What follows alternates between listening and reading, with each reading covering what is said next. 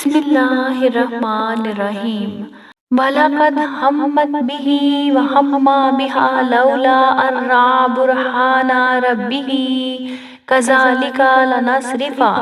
عَنْهُ السُّوءَ وَالْفَحْشَاءَ إِنَّهُ مِنْ عِبَادِنَا الْمُخْلَصِينَ وَاسْتَبَقَ الْبَابَ وَقَدَّتْ قَمِيصَهُ مِن دُبُرٍ وَأَلْفَ يَا سَيِّدَهَا لَدَى الْبَابِ قالت ما جزاء من أراد بأهلك سوءا إلا أن يسجن أو عذاب أليم قال هي راودتني عن نفسي وشهد شاهد من أهلها إن كان قميصه قد من قبل فصدقت وهو من الكاذبين وإن كان قميصه قد من دبر فكذبت وهو من الصادقين فلما رأى قميصه قد من دبر قال إنه من كيدكن إن كيدكن عظيم يوسف أعرض عن هذا سكت واستغفري لذنبك إنك كنت من الخاطئين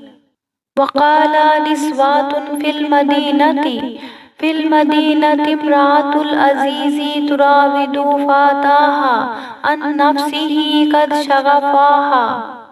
قد شغفها حبا إنا لنراها في ضلال مبين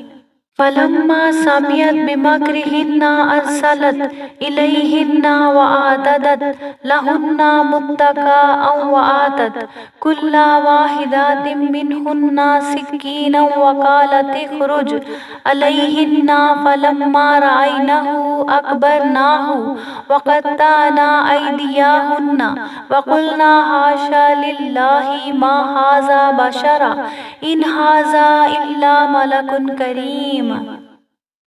اور اس عورت نے ان کا قصد کیا اور انہوں نے اس کا قصد کیا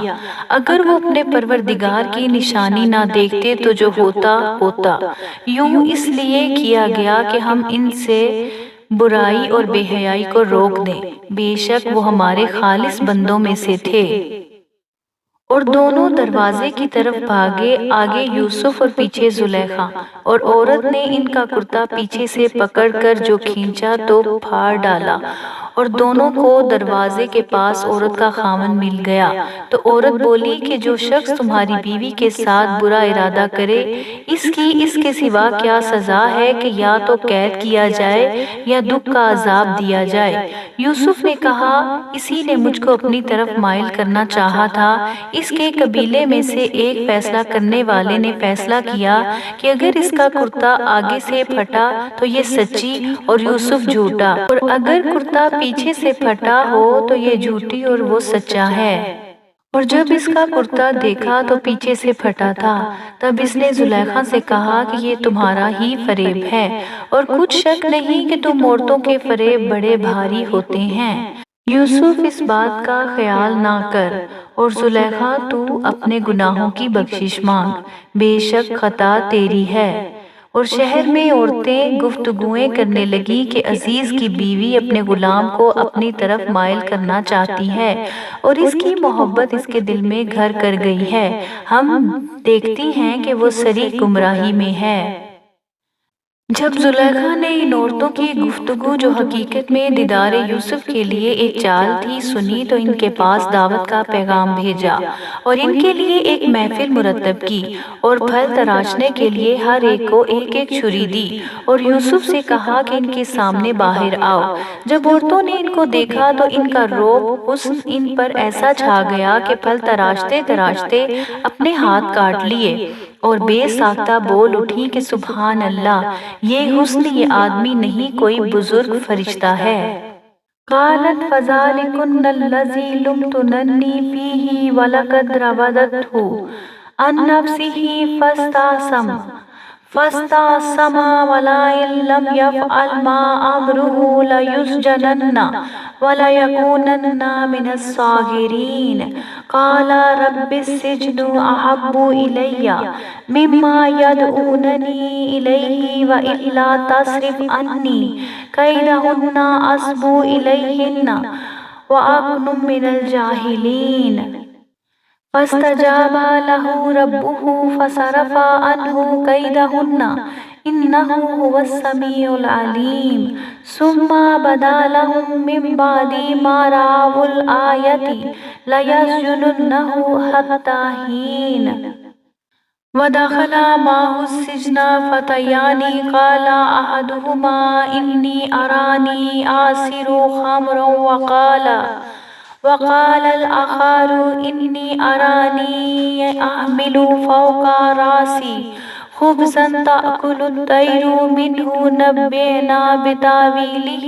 إنا نراك من المحسنين قال لا يأتيكما طعام ترزقانه إلا نبأتكما بتأويله قبل أن يأتيكما ذلكما مما علمني ربي إني تركت ملة قوم لا يؤمنون بالله وهم بالآخرة هم كافرون واتبعت ملة آبائي إبراهيم وإسحاق ويعقوب ما كان لنا أن نشرك بالله من شيء ذلك من فضل الله علينا وعلى الناس ولكن أكثر الناس لا يشكرون۔ تب زلیخا نے کہا یہ وہی ہے جس کے بارے میں تم مجھے طعنے دیتی تھی اور بے شک میں نے اس کو اپنی طرف مائل کرنا چاہا مگر یہ بچا رہا اور اگر یہ وہ کام نہ کرے گا جو میں اسے کہتی ہوں تو قید کر دیا جائے گا اور ذلیل ہوگا۔ یوسف نے دعا کی کہ پروردگار جس کام کی طرف یہ مجھے بلاتی ہیں اس کی نسبت مجھے قید پسند ہے اور اگر تو مجھ سے ان کے فریب کو نہ ہٹائے گا تو میں ان کی طرف مائل ہو جاؤں گا اور نادانوں میں داخل ہو جاؤں گا۔ تو خدا نے ان کی دعا قبول کر لی اور ان سے عورتوں کا مکر دفع کر دیا، بے شک وہ سننے اور جاننے والا ہے۔ پھر باوجود اس کے کہ وہ لوگ نشان دیکھ چکے تھے ان کی رائے یہی ٹھہری کہ کچھ عرصے کے لیے ان کو قید ہی کر دیں اور ان کے ساتھ دو اور جوان بھی داخل زندان ہوئے۔ ایک نے ان میں سے کہا میں نے خواب دیکھا ہے، دیکھتا کیا ہوں کہ شراب کے لیے انگور نچوڑ رہا ہوں۔ دوسرے نے کہا میں نے بھی خواب دیکھا ہے، میں یہ دیکھتا ہوں کہ اپنے سر پر روٹیاں اٹھائے ہوئے ہوں اور جانور ان میں سے کھا رہے ہیں، تو ہمیں ان کی تعبیر بتا دیجئے کہ ہم تمہیں نیکوکار دیکھتے ہیں۔ یوسف نے کہا کہ جو کھانا تم کو ملنے والا ہے وہ آنے نہیں پائے گا، میں اس سے پہلے تم کو اس کی تعبیر بتا دوں گا۔ یہ ان باتوں میں سے ہے جو میرے پروردگار نے مجھے سکھائی ہیں۔ جو لوگ خدا پر ایمان نہیں لاتے اور روز آخرت سے انکار کرتے ہیں میں ان کا مذہب چھوڑے ہوئے ہوں اور اپنے باپ دادا ابراہیم اور اسحاق اور یعقوب کے مذہب پر چلتا ہوں۔ ہمیں شایع نہیں ہے کہ کسی چیز کو خدا کے ساتھ شریک بنائیں، یہ خدا کا فضل ہے ہم پر بھی اور لوگوں پر بھی، لیکن اکثر لوگ شکر ادا نہیں کرتے۔ یا صاحبی السجن اارباب متفرقون خیر ام اللہ الواحد القہار ما تعبدون من دونه إلا أسماء سميتموها أنتم وآباؤكم ما أنزل الله بها من سلطان إن الحكم إلا لله أمر الله تعبدوا إلا إياه ذلك الدين القيم ولكن أكثر الناس لا يعلمون۔ یا صاحبی السجن اما احدکما فیسقی ربہ خمرا واما الاخر فیصلب فتأکل الطیر من رأسه قضی الامر الذی فیہ تستفتیان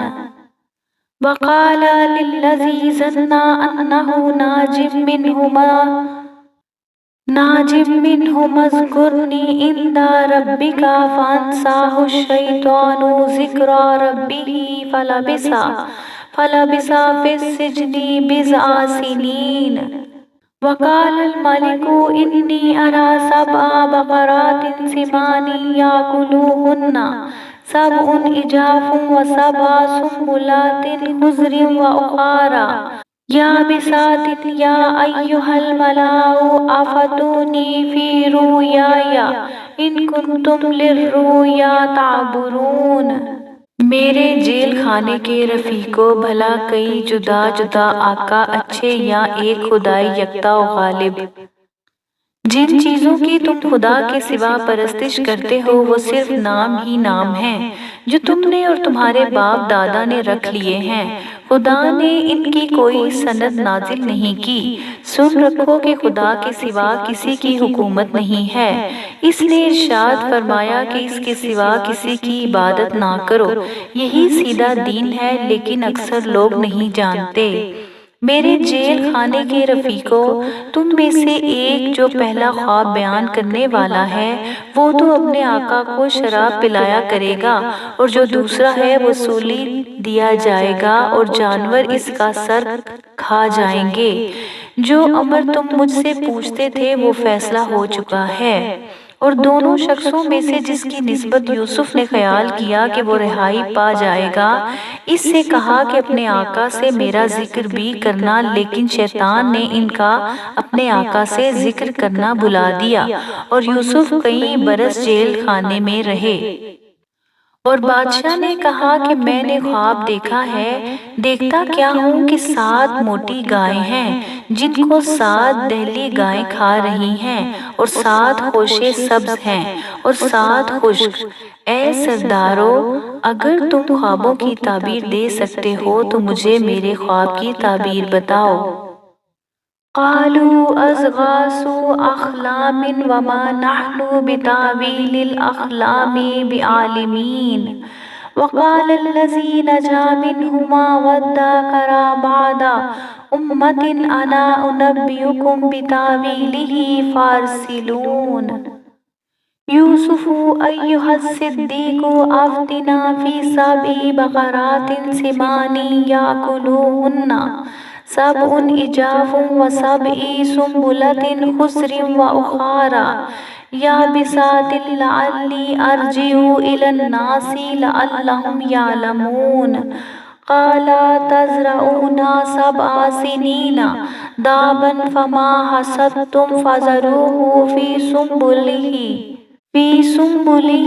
إلا قليلا مما تأكلون.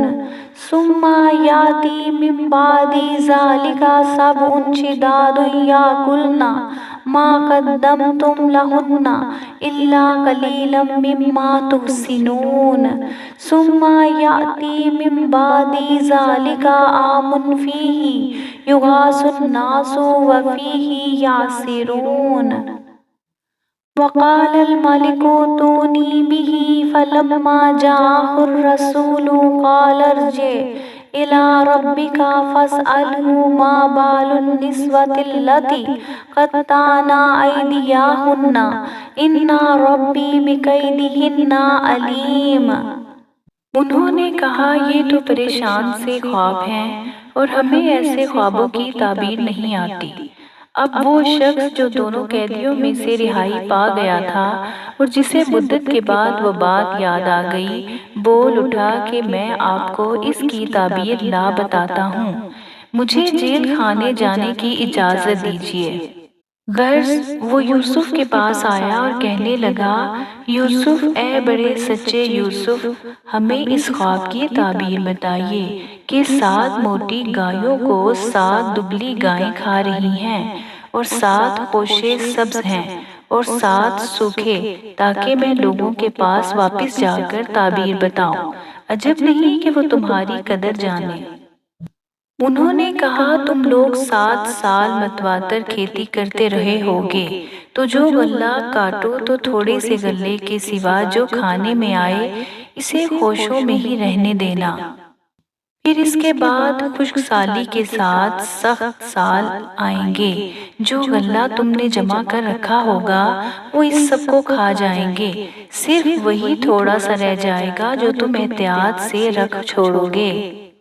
پھر اس کے بعد ایک سال آئے گا کہ خوب میਂہ برسے گا اور لوگ اس میں رس نچوڑیں گے۔ یہ تعبیر سن کر بادشاہ نے حکم دیا کہ یوسف کو میرے پاس لے آؤ۔ جب قاصد ان کے پاس گیا تو انہوں نے کہا کہ اپنے آقا کے پاس واپس جاؤ اور ان سے پوچھو کہ ان عورتوں کا کیا حال ہے جنہوں نے اپنے ہاتھ کاٹ لیے تھے۔ بے شک میرا پروردگار ان کے مکروں سے خوب واقف ہے۔